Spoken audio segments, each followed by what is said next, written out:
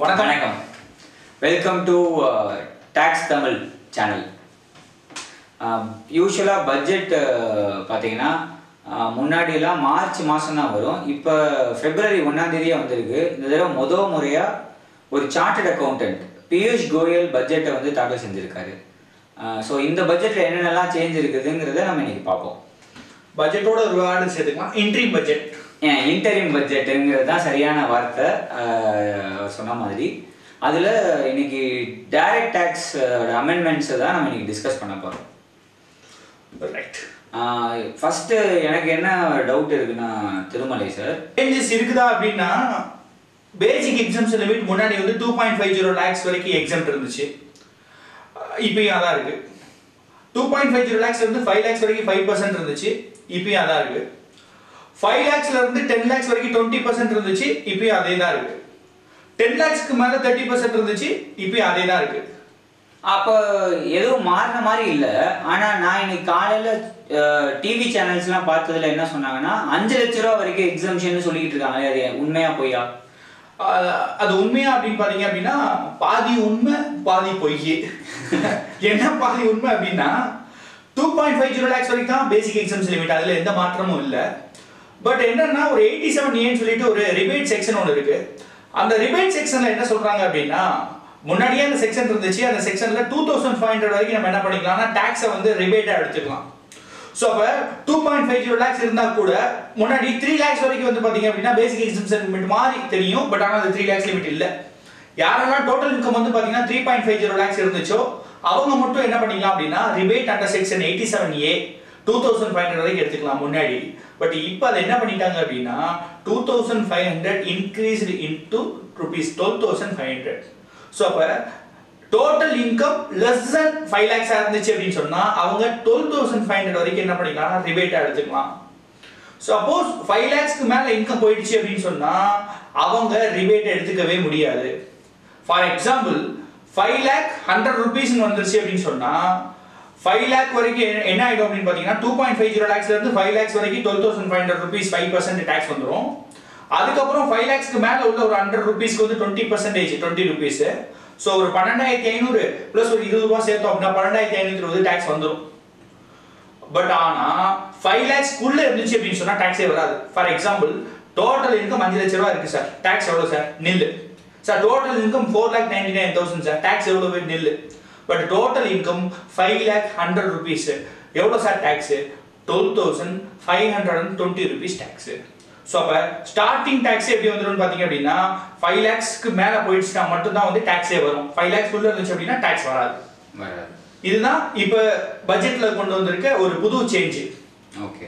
So இப்போ ஒரு சாதாரணமாக ஒரு இண்டிவிஜுவல் இனிமேல் 1000 ரூபாய்க்குள்ள டாக்ஸ் வரணும், 2000 ரூபாய்க்குள்ள டாக்ஸ் வரணும், 3000 ரூபாய்க்குள்ள வரணும்னா இனிமேல் பண்ண முடியாது இல்லையா? பண்ணவே முடியாது. மினிமம் டாக்ஸ் என்னதான் அப்படின்னு பார்த்தீங்கன்னா 12,500 rupeesக்கு மேலே தான் பண்ணாலே வந்து பாத்தீங்க அப்படின்னா 12,500 ரூபாய்க்கு மேல தான் டாக்ஸ் பண்ண முடியும். இனிமே 1000 rupees 2000 rupees 3000 rupees நம்ம என்ன பண்ண முடியாது, டாக்ஸ் பே பண்ணவே முடியாது. ஓகே. இதுல இன்னொரு டவுட் எனக்கு என்ன வருதுன்னா, இந்த இப்போ என்னோட வருமானம் ஒரு 4,80,000 ரூபாய் இருக்குன்னு வச்சுப்போம். இப்போ நான் இன்கம் டாக்ஸ் ரிட்டர்ன் ஃபைல் பண்ணணுமா வேணாமா? இன்கம் டாக்ஸ் ரிட்டர்ன் ஃபைல் பண்ணணுமான்னு கேட்டீங்கன்னா என்ன சொல்லியிருக்காங்க, பேசிக் எக்ஸம்ஷன் லிமிட்டை விட தாண்டிடுச்சுன்னு சொன்னா நீங்க இன்கம் டாக்ஸ் கண்டிப்பா ஃபைல் பண்ணணும். இப்போ ஃபார் எக்ஸாம்பிள் என்ன சொல்றாங்க அப்படின்னா எல்ஐசி இந்த மாதிரி வந்து பாத்தீங்க அப்படின்னா எல்ஐசியா இருக்கட்டும், ஸ்கூல் ஃபீஸா இருக்கட்டும், இதெல்லாம் டிடக்ஷன்ஸ். இப்போ ஃபார் எக்ஸாம்பிள் ஒருத்தவங்க 3.50 lakhs வந்து இன்கம் ஏர்ன் பண்றாங்க. பட் 1 lakh வரைக்கும் வந்து என்ன பண்ணிக்கிறாங்கன்னா 80Cல கிளைம் பண்ணிக்கிறாங்கன்னு வச்சுப்போம். அப்ப 3.50 lakhs மைனஸ் 1 lakh போட்டா கூட 2.50 lakhs. ஸோ அவங்க கண்டிப்பா ரிட்டர்ன் ஃபைல் பண்ணணும் முன்னாடியே. இப்பயும் அதே மாதிரி தான். பட் ஆனா என்ன அப்படின்னு கேட்டீங்கன்னா 5 lakhs குள்ள இருந்துச்சுன்னா டாக்ஸ் கட்ட தேவையில்ல, ரிபேட் கிளைம் பண்ணிக்கலாம். பட் ரிபேட் எப்பதான் கிளைம் பண்ண முடியும்னா இன்கம் டாக்ஸ் ரிட்டர்ன்ல காமிச்சிட்டு தான் கிளைம் பண்ண முடியும். ஸோ அப்போ இன்கம் டாக்ஸ் ரிட்டர்ன் ஃபைல் பண்ணணும்ன்றது இருக்கு. ஆனா 5 lakhs உள்ள இருக்கிறவங்களுக்கு டாக்ஸ் இல்ல, 5 lakhs மேல இருக்கிறவங்களுக்கு டாக்ஸ் இருக்கு. அப்ப இப்படி சொல்லலாமா, என்னோட வருமானம் 2 லட்சத்தை தாண்டிடுச்சுனாலே நான் கண்டிப்பா இன்கம் டாக்ஸ் ரிட்டர்ன் ஃபைல் பண்ணணும்? கண்டிப்பா 2.50 lakhs தாண்டிட்டாலே, நல்லா புரிஞ்சுக்கோங்க, cross total income through 2.50 lakhs மேல தாண்டிட்டாலே நீங்க இன்கம் டாக்ஸ் ரிட்டர்ன் கண்டிப்பா ஃபைல் பண்ணணும். இப்போ நீங்க சொல்றது இல்ல 2 இன்கம் சொல்றீங்க. ஒன்னு கிராஸ் டோட்டல் இன்கம்னு சொல்றீங்க, இன்னொன்னு டோட்டல் இன்கம்னு சொல்கிறீங்க. இதில் இந்த டோட்டல் இன்கமுக்கும் கிராஸ் டோட்டல் இன்கமுக்கும் என்ன வித்தியாசம்? கிராஸ் டோட்டல் இன்கம் அப்படின்னு சொன்னால் நம்ம இருக்கிற ஹெட்டில் உள்ள எல்லா இன்கமையும் அப்படியே அப்டேட்டாக கூட்டிட்டோம் அப்படின்னு சொன்னால் அந்த இன்கம்க்கு பேர் தான் cross total income. For example salary 2 lakhs, income from other sources ஏதோ வந்து பார்த்தீங்கன்னா 1 lakh, பிஸ்னஸ் ஒரு 1 lakh அப்படின்னா டோட்டலாக எல்லாத்தையும் கூட்டா 4 lakhs. பட் அதில் நான் இப்போ சொன்னேன் இல்லையா, எல்ஐசி இருக்கட்டும், இல்லை வந்து பார்த்தீங்க அப்படின்னா ஹவுசிங் லோன் பிரின்சிபல் ரீபேமெண்ட் இருக்கட்டும், இதெல்லாம் வந்து பார்த்தீங்க அப்படின்னா லெஸ் பண்ணிக்கலாம். டிடக்ஷன் சாப்டர் 6A கீழே செக்ஷன் 80C கீழே கிளைம் பண்ணிக்கலாம். ஸோ அப்போ இந்த டிடக்ஷன்ஸை கிளைம் பண்ணதுக்கு அப்புறமா உள்ளதுக்கு பேர் வந்து டோட்டல் இன்கம். டிடக்ஷன் கிளைம் பண்ணுறதுக்கு முன்னாடி உள்ள பேர் வந்து கிராஸ் டோட்டல் இன்கம். ஓகே, அப்போ இப்போ இந்த ஒரு ரிட்டர்ன் ஃபைல் பண்ணுறதுக்கு நம்ம பார்க்க வேண்டியது கிராஸ் டோட்டல் இன்கம். அதான் அந்த கிராஸ் டோட்டல் இன்கம் 2 லட்சத்தை தாண்டிடுச்சுனாலே அவர் ரிட்டர்ன் ஃபைல் பண்ணணும் இல்லையா? கண்டிப்பாக ஃபைல் பண்ணணும். அப்புறம் இப்போ நீங்கள் சொன்ன ரிபேட் அண்டர் செக்ஷன் 87A 12,500 ரூபாயா கூட்டியிருக்காங்கன்னு சொன்னீங்க. அதுக்கு நம்ம பார்க்க வேண்டியது கிராஸ் டோட்டல் இன்கம் இல்லை, டோட்டல் இன்கம்மை பார்க்கணும். கண்டிப்பாக டோட்டல் இன்கம் தான் பார்க்கணும். Okay, super. சரி, நான் இந்த பட்ஜெட்டை பற்றி ஒரு மேட்ரு சொல்கிறேன்.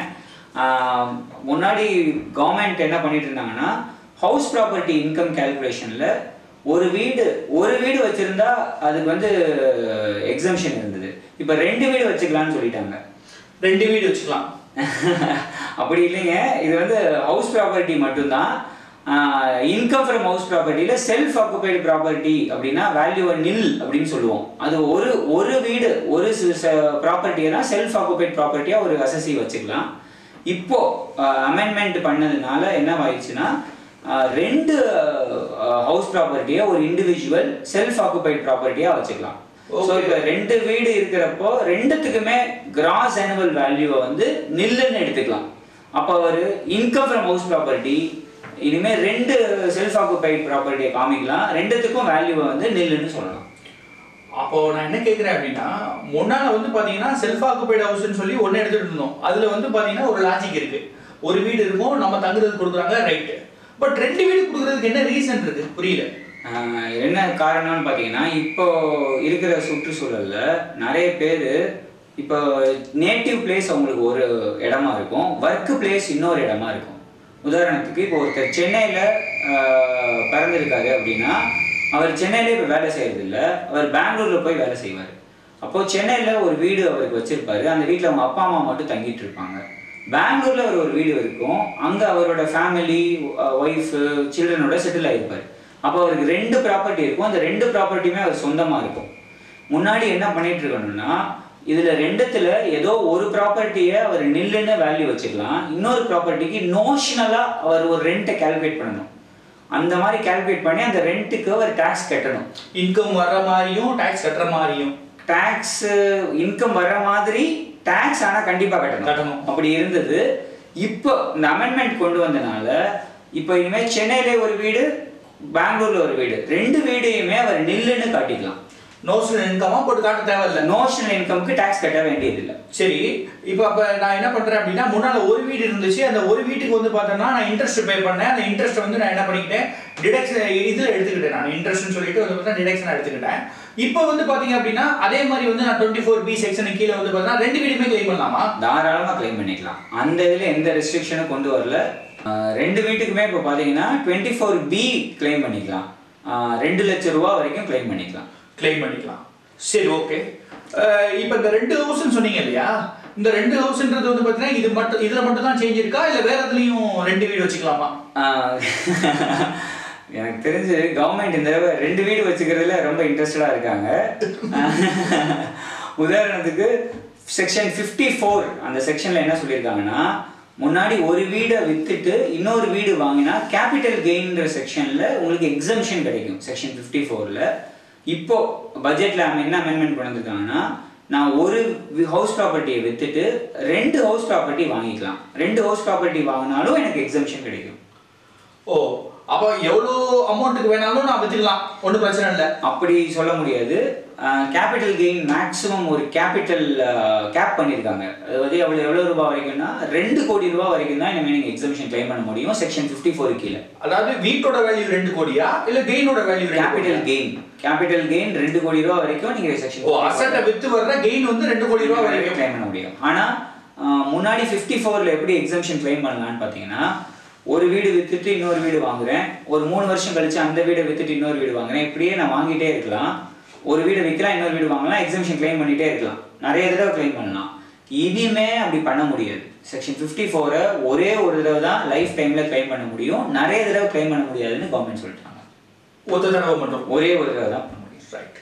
யூஸ்வலாக பட்ஜெட்னு பார்த்தீங்கன்னு வச்சுக்கோங்களேன், ஒவ்வொரு கிளாஸ் ஆஃப் அசஸிஸ் இருப்பாங்க. Salary tax payers, business tax payers, அப்புறம் ரியல் எஸ்டேட் டேக்ஸ் பையர்ஸ், இப்படி ஒவ்வொருத்தவங்களுக்கும் ஒவ்வொரு பெனிஃபிட்ஸ் இருக்கும். இந்த பட்ஜெட்ல சேலரி கிளாஸுக்கு வேற ஏதாவது பெனிஃபிட்ஸ் இருக்கா? சேலரி கேஸை பொறுத்த வரைக்கும் வந்து பார்த்தீங்கன்னா 2 விதமான டிடக்ஷன், ஸ்டாண்டர்ட் டிடக்ஷன் கொடுத்துருக்காங்கன்னு சொல்லலாம். ஒன்று வந்து பார்த்தீங்க அப்படின்னா ரெகுலராக அவங்க மந்த்லி வாங்கக்கூடிய சேலரியில் ஒரு டிடக்ஷன் கொடுத்துருக்காங்க. இன்னொன்று ரிட்டையர்மெண்ட் பெனிஃபிட், லைஃப்ல வந்து பார்த்தீங்க அப்படின்னா அவங்க ரிட்டையர் ஆகும்போது கிடைக்கக்கூடிய பெனிஃபிட்ல ஒரு ஸ்டாண்டர்ட் டிடக்ஷன் கொடுத்துருக்காங்க. முதல்ல இந்த ரிட்டையர்மெண்ட் பெனிஃபிட் என்னன்னு சொல்கிறேன். கிராஜுவிட்டின்னு சொல்லிட்டு ஒன்று வாங்குவாங்க. அது எப்போ அப்படின்னா ரிட்டையர் ஆகிறப்ப. ஸோ அந்த கிராஜுவிட்டியோட maximum amount, maximum exemption limit வந்து பார்த்தீங்கன்னா ஸ்டாச்சுரி லிமிட் எவ்வளோ இருந்துச்சுன்னா முன்னாடி 10 lakhs இருந்துச்சு. இப்போ அந்த 10 lakhs என்ன பண்ணிட்டாங்க அப்படின்னு சொன்னால் அப்படியே வந்து 30 lakhs கொஞ்சம் இன்க்ரீஸ் பண்ணிட்டாங்க. கொஞ்சம் இல்லை, ரொம்பவே இன்க்ரீஸ் பண்ணிட்டாங்க, 3 times. ஓகே, ஸோ அப்போ இது கிராஜுவிட்டியில் உள்ள சேஞ்ச். ரெண்டாவது ஒரு சேஞ்ச் இருக்கு, என்னன்னு கேட்டீங்கன்னா ஸ்டாண்டர்ட் டிடக்ஷன். இந்த ஸ்டாண்டர்ட் டிடக்ஷன்ல முன்னாடி என்ன இருந்துச்சுன்னா, இதுக்கு முன்னாடி ஸ்டாண்டர்ட் டிடக்ஷன் இருந்துச்சு. போன பட்ஜெட்ல என்ன பண்ணியிருந்தாங்கன்னா 40,000 வரைக்கும் சேலரி கேசஸ்க்கு என்ன பண்ணியிருந்தாங்க, ஸ்டாண்டர்ட் டிடக்ஷன் கொடுத்துருந்தாங்க. இப்போ அந்த 40,000 என்ன பண்ணிட்டாங்க அப்படின்னா 40,000 கொஞ்சம் 50,000 கொஞ்சம் ஒரு 50,000 என்ன பண்ணிட்டாங்க அப்படின்னா இன்க்ரீஸ் பண்ணிட்டாங்க. ஸோ இந்த 2 ஸ்டாண்டர்ட் டிடக்ஷன் மட்டும் வந்து பார்த்தீங்க அப்படின்னா சேலரி கேஸை பொறுத்த வரைக்கும் ஸ்டாண்டர்ட் டிடக்ஷன் கேட்டகரி கீழே நம்ம சொல்லலாம். ஓகே, இன்னொன்று நான் காலையில் பேப்பரில் என்ன படித்தேன்னா, ஸ்டாண்டர்ட் டிடக்ஷன் போக ஒரு சேலரிட் பர்சனுக்கு 7 லட்சம் ரூபாய் வரைக்கும் டேக்ஸ் கிடையாது அப்படின்னு படித்தேன். அது உண்மையா? அது உண்மைதான், கொஞ்சம் உண்மைன்னு சொல்லலாம். அது எப்படின்னு கேட்டீங்க அப்படின்னா, நான் என்ன சொன்னேன் உங்கள்கிட்ட, 2.50 lakhs வரைக்கும் வந்து பார்த்தீங்கன்னா பேசிக் எக்ஸம்ஷன் லிமிட், அது வரைக்கும் நீங்கள் டேக்ஸ் பே பண்ணவே தேவையில்லை. பட் டோட்டல் இன்கம் 5 lakhs இருந்தால் டேக்ஸ் பே பண்ண தேவையில்லை அப்படின்னு சொல்லிட்டேன். ஸோ அப்போ அதில் ஒரு 5 லட்சத்தை சேர்த்துக்கலாம். இப்போ நான் சொன்னேன் பாருங்க, கொஞ்ச நேரத்துக்கு முன்னாடி எல்ஐசியா இருக்கட்டும், இல்லை வந்து பார்த்தீங்கன்னா ஹவுசிங் லோனுடைய பிரின்சிபல் ரீபேமெண்ட்டாக இருக்கட்டும். ஸோ அதுக்கெல்லாம் வந்து பார்த்தீங்கன்னா மேக்ஸிமம் 80Cல எவ்வளோ சொல்கிறாங்கன்னா ஒரு 1.50 lakhs வரைக்கும் நீங்கள் எடுத்துக்கலாம்னு சொல்கிறாங்க. நம்ம சப்போஸ் அதுக்கெல்லாம் பே பண்ணியிருந்தா 1.50 lakhs வரைக்கும் எடுத்துக்கலாம்.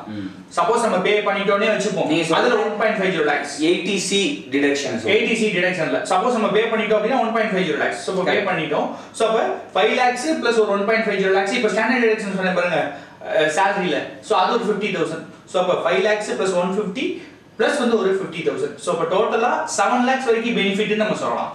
ஸோ ஒரு சேலரிட் பர்சன் ப்ராப்பராக பிளான் பண்ணும் பட்சத்தில் 7 லட்சம் ரூபாய் வரைக்கும் அவருக்கு டேக்ஸே வராது. கரெக்டாக? கண்டிப்பாக சொல்லலாம், அப்படி சொல்லலாம். இல்லை, இந்த சேனல் உங்களுக்கு ரொம்ப பிடிச்சிருந்தா லைக் பண்ணுங்க, இன்னும் ரொம்ப பிடிச்சிருந்தா உங்கள் ஃப்ரெண்ட்ஸு கிட்ட ஷேர் பண்ணுங்க. உங்களுக்கு எல்லா அப்டேட்ஸும் உடனே தெரிஞ்சுக்கணும்னு நினச்சிங்கன்னா வேறு வழியே இல்லை, கண்டிப்பாக சப்ஸ்கிரைப் பண்ணுங்கள். தேங்க்யூ.